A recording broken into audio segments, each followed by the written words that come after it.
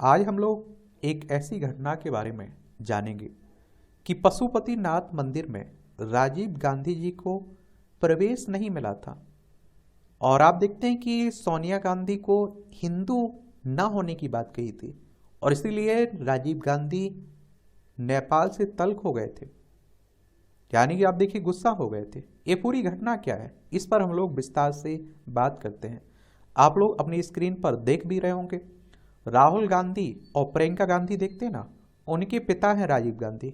और सोनिया गांधी को आप लोग देखते हैं ना, तो राजीव गांधी इनके पति थे और हमारे देश के प्रधानमंत्री भी रहे हैं।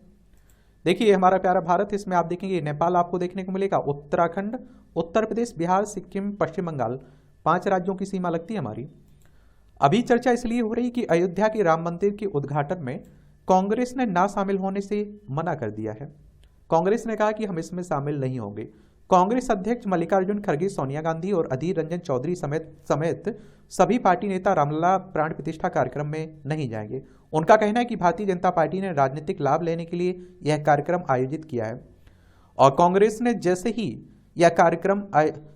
ही अपना स्टैंड क्लियर किया है, बीजेपी आक्रमण मोड में आ गई।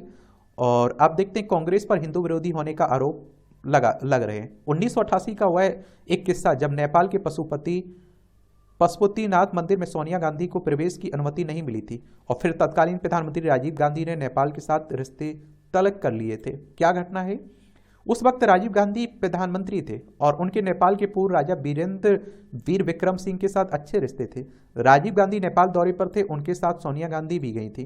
गांधी परिवार पशुपतिनाथ मंदिर दर्शन के लिए जाना चाहता था, लेकिन सोनिया गांधी के ईसाई होने की वजह से उन्हें एंट्री नहीं मिली। इसके बाद राजीव गांधी ने नेपाल पर नाकाबंदी लगा दी और जिसे सोनिया गांधी को पशुपतिनाथ मंदिर में प्रवेश नहीं मिलने के बदले के तौर पर देखा गया था।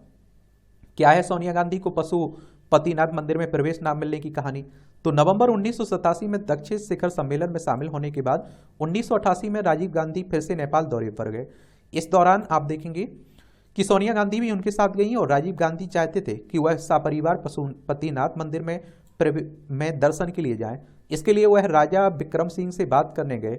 दरअसल पशुपतिनाथ मंदिर में हिंदुओं के अलावा किसी भी और धर्म के लोगों को प्रवेश की अनुमति नहीं है और भारत के जगन्नाथपुरी मंदिर और तिरुपति बालाजी मंदिर में भी ऐसी ही व्यवस्था है। और इस वजह से राजीव गांधी राजा विक्रम सिंह से सोनिया गांधी की मंदिर में सुरक्षित एंट्री का आश्वासन चाहते थे।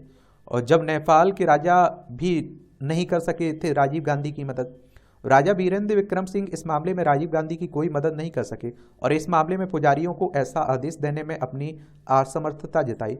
राजा विक्रम सिंह की पत्नी नेपाल की तत्कालीन महारानी ऐश्वर्या का मंदिर के प्रबंधन में काफी दखल रहता था। उन्हें भी गैर हिंदुओं के मंदिर में प्रवेश की पर आपत्ति थी और ऐसा माना जाता है कि राजीव गांधी ने इस घटना को अपने अपमान के तौर पर लिया। वह मंदिर के दर्शन एवं पूजा किए बिना ही वापस लौट आए और इस घटना के कुछ समय बाद ही नेपाल पर नाकाबंदी लगा दी गई और जिसे मंदिर में सोनिया गांधी को प्रवेश नहीं मिलने पर बदले के तौर पर देखा गया। हालांकि आप देखेंगे कि विश्लेषकों का ऐसा मानना है कि नाकाबंदी के पीछे का एक कारण नेपाल द्वारा चीन से विमान भेदी तोपों और अन्य हथियारों की खरीद भी थी।